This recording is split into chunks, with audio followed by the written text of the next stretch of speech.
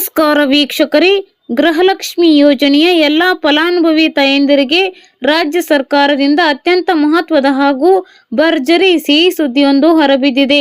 ಗೃಹಲಕ್ಷ್ಮಿ ಯೋಜನೆಯ ಹಣಕ್ಕಾಗಿ ಕಳೆದ ಹಲವು ದಿನಗಳಿಂದ ಕಾತುರದಿಂದ ಕಾಯುತ್ತಿದ್ದ ಪ್ರತಿಯೊಬ್ಬ ಮಹಿಳಾ ಮಣಿಗೆ ಇಂದಿನ ಈ ದಿನ ಅತ್ಯಂತ ಉಪಯುಕ್ತವಾದ ಮತ್ತು ಸಂತಸದಾಯಕವಾದ ಮಾಹಿತಿಗಳು ಲಭ್ಯವಾಗಿವೆ. ರಾಜ್ಯಾದ್ಯಂತ ಇರುವಂತಹ 31 ಜಿಲ್ಲೆಗಳ ಪ್ರತಿಯೊಬ್ಬ ಗೃಹಲಕ್ಷ್ಮಿ ಫಲಾನುಭವಿಯ ಬ್ಯಾಂಕ್ ಖಾತೆಗೆ ಹಂತ ಹಂತವಾಗಿ ನೇರ ನಗದು ವರ್ಗಾವಣೆ ಅಂದರೆ ಡಿಬಿಟಿ ಮೂಲಕ ಹಣ ಜಮೆಯಾಗುವ ಅಧಿಕೃತ ಪ್ರಕ್ರಿಯೆಯು ಇದೀಗ ಮತ್ತಷ್ಟು ಚುರುಕುಗೊಂಡು ಇವತ್ತು ಆಗಸ್ಟ್ 15 ಶನಿವಾರದಂದು ಮಹಿಳಾ ಮತ್ತು ಮಕ್ಕಳ ಕಲ್ಯಾಣ ಇಲಾಖೆ ಸಚಿವರಾದ ಲಕ್ಷ್ಮೀ ಹೆಬ್ಬಾಳ್ಕರ್ ಅವರು ಹಾಗೂ ಸರ್ಕಾರದ ಪ್ರಮುಖ ಸಚಿವರು ಗೃಹಲಕ್ಷ್ಮಿ ಯೋಜನೆಯ ಬಾಕಿ ಹಣದ ಬಿಡುಗಡೆ ಕುರಿತಂತೆ ನೀಡಿರುವ ಸ್ಪಷ್ಟ ವಿವರಣೆ ಏನು, ಯಾರ ಖಾತೆಗೆ 4,000 ರೂಪಾಯಿ ಹಣ ಒಟ್ಟಿಗೆ ಜಮೆಯಾಗಲಿದೆ, ಯಾರ ಖಾತೆಗೆ 2,000 ರೂಪಾಯಿ ಹಣ ಬರಲಿದೆ ಹಾಗೂ ಇದುವರೆಗೂ ಯಾವುದೇ ಕಂತಿನ ಹಣ ಬಾರದೇ ಇರುವವರು ತಕ್ಷಣವೇ ಪೂರ್ಣಗೊಳಿಸಬೇಕಾದ ಕಡ್ಡಾಯ ಕೆಲಸಗಳೇನು ಎಂಬುದನ್ನು ನಾವಿಲ್ಲಿ ಪ್ರತಿಯೊಂದು ಅಂಶವನ್ನು ಬಿಡಿಸಿ ವಿವರವಾಗಿ ತಿಳಿದುಕೊಳ್ಳೋಣ.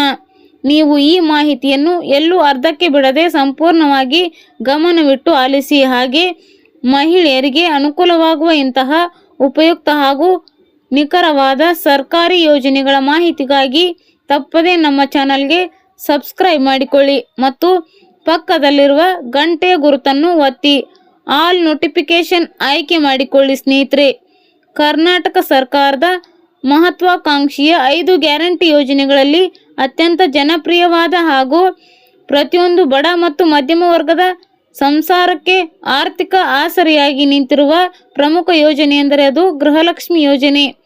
ಕುಟುಂಬದ ಯಜಮಾನಿ ಮಹಿಳೆಗೆ ಪ್ರತಿ ತಿಂಗಳು 2,000 ರೂಪಾಯಿಗಳ ಆರ್ಥಿಕ ನೆರವನ್ನು ನೀಡಿ ಆಕೆಯ ಸ್ವಾವಲಂಬನೆಗೆ ದಾರಿದೀಪವಾಗುವುದು ಈ ಯೋಜನೆಯ ಮೂಲ ಉದ್ದೇಶವಾಗಿದೆ. ರಾಜ್ಯದಲ್ಲಿ ಸುಮಾರು 1 ಕೋಟಿ ಲಕ್ಷಕ್ಕೂ ಹೆಚ್ಚು ಮಹಿಳೆಯರು ಈ ಯೋಜನೆಯ ಅಡಿಯಲ್ಲಿ ನೋಂದಾಯಿಸಿಕೊಂಡು ಪ್ರತಿ ತಿಂಗಳು ಆರ್ಥಿಕ ನೆರವನ್ನು ಪಡೆಯುತ್ತಿದ್ದಾರೆ. ಆದರೆ ಕಳೆದ ಕೆಲವು ತಿಂಗಳುಗಳಿಂದ ತಾಂತ್ರಿಕ ಕಾರಣಗಳಿಂದಾಗಿ ಹಾಗೂ ಇಲಾಖೆಯ ಡೇಟಾ ಪರಿಶೀಲನಾ ಪ್ರಕ್ರಿಯೆಯಿಂದಾಗಿ ಅನೇಕ ಫಲಾನುಭವಿಗಳ ಖಾತೆಗೆ ಸಕಾಲದಲ್ಲಿ ಹಣ ಜಮೆಯಾಗದೆ ತೊಂದರೆ ಉಂಟಾಗಿತ್ತು.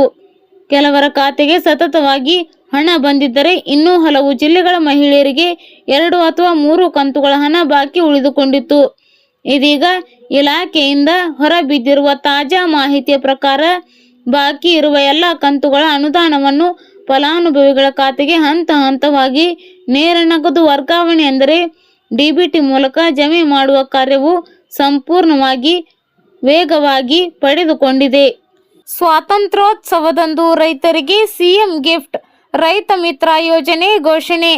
ರೈತರಿಗೆ ಸಿಎಂ ಡಿಕೆ ಶಿವಕುಮಾರ್ ಸಿಹಿ ಸುದ್ದಿ ನೀಡಿದ್ದು, ರೈತ ಮಿತ್ರ ಎಂಬ ಹೊಸ ಕಾರ್ಯಕ್ರಮದ ಅಡಿಯಲ್ಲಿ ಸಣ್ಣ ರೈತರಿಗೆ ಕೃಷಿ ಯಂತ್ರಗಳನ್ನು ಬಾಡಿಗೆಗೆ ಪಡೆಯುವ ಅವಕಾಶ ನೀಡಲಾಗುವುದು ಎಂದು ತಿಳಿಸಿದ್ದಾರೆ. 80ನೇ ಸ್ವಾತಂತ್ರ್ಯೋತ್ಸವದ ಅಂಗವಾಗಿ ಇಂದು ಬೆಂಗಳೂರಿನ field marshal Manek Shaw parade ಮೈದಾನದಲ್ಲಿ ಆಯೋಜಿಸಿದ್ದ ಸ್ವಾತಂತ್ರ್ಯ ದಿನಾಚರಣೆಯಲ್ಲಿ ಸಿಎಂ ಡಿಕೆ ಶಿವಕುಮಾರ್ ಅವರು ರಾಜ್ಯದ ಜನರನ್ನು ಉದ್ದೇಶಿಸಿ ಮಾತನಾಡಿದರು. ರೈತ ಮಿತ್ರ ಎಂಬ ಹೊಸ ಕಾರ್ಯಕ್ರಮದ ಅಡಿಯಲ್ಲಿ ಸಣ್ಣ ರೈತರಿಗೆ ಕೃಷಿ ಯಂತ್ರಗಳನ್ನು ಬಾಡಿಗೆಗೆ ಪಡೆಯುವ ಅವಕಾಶ ನೀಡಲಾಗುವುದು. ಟ್ರ್ಯಾಕ್ಟರ್, ರೋಟವೇಟರ್, ಟಿಲ್ಲರ್ ಹಾಗೂ ಸೀಡ್ ಡ್ರಿಲ್ ಬಾಡಿಗೆಗೆ ಪಡೆಯಬಹುದು. 3 ಎಕರೆ ಅಥವಾ ಅದಕ್ಕಿಂತ ಕಡಿಮೆ ಭೂಮಿ ಹೊಂದಿರುವ ರೈತರಿಗೆ ಬಾಡಿಗೆ ಶುಲ್ಕದ ಮೇಲೆ 50% ಸಬ್ಸಿಡಿ ನೀಡಲಾಗುವುದು. ಇದರ ಮೂಲಕ ಕೃಷಿ ಯಂತ್ರಗಳು ಸಣ್ಣ ರೈತರಿಗೂ ಕೈಗೆಟುಕುವಂತೆ ಮಾಡಲಾಗುವುದು ಎಂದು ತಿಳಿಸಿದರು. ಕರ್ನಾಟಕ ಕೈಗಾರಿಕಾ ಅಭಿವೃದ್ಧಿ ರಾಜ್ಯದ ಕೈಗಾರಿಕಾ ಅಭಿವೃದ್ಧಿಗೆ ಹಲವು ಕ್ರಮಗಳನ್ನು ಕೈಗೊಳ್ಳಲಾಗಿದೆ. ದೊಡ್ಡಬಳ್ಳಾಪುರದಲ್ಲಿ ಅತ್ಯಾಧುನಿಕ ಉತ್ಪಾದನಾ ಕ್ಲಸ್ಟರ್, ಕೆಂಪೇಗೌಡ ಅಂತಾರಾಷ್ಟ್ರೀಯ ವಿಮಾನ ನಿಲ್ದಾಣದ ಬಳಿಯ ದೊಡ್ಡಬಳ್ಳಾಪುರ ಪ್ರದೇಶದಲ್ಲಿ ಅತ್ಯಾಧುನಿಕ ಉತ್ಪಾದನಾ ಕ್ಲಸ್ಟರ್ ಅನ್ನು ಸ್ಥಾಪಿಸಲಾಗುವುದು. ಇದರಡಿ ಈಗಾಗಲೇ 20,000 ಕೋಟಿ ರೂಪಾಯಿ ಹೂಡಿಕೆಗೆ ಬದ್ಧತೆ ವ್ಯಕ್ತವಾಗಿದೆ. ಈ ಯೋಜನೆಯ ಮೂಲಕ ಸುಮಾರು 1 ಲಕ್ಷ ಉದ್ಯೋಗಗಳು ಸೃಷ್ಟಿಯಾಗಲಿವೆ. ಡಿಜಿಟಲ್ ಕೈಗಾರಿಕಾ ಭೂ ಬ್ಯಾಂಕ್ ಜಿಐಎಸ್ ಆಧಾರಿತ ಡಿಜಿಟಲ್ ಕೈಗಾರಿಕಾ ಭೂ ಬ್ಯಾಂಕ್ ಮೂಲಕ ಹೂಡಿಕೆದಾರರಿಗೆ ಪಾರದರ್ಶಕ ಮತ್ತು ತಕ್ಷಣದ ಮಾಹಿತಿ ನೀಡುತ್ತೇವೆ.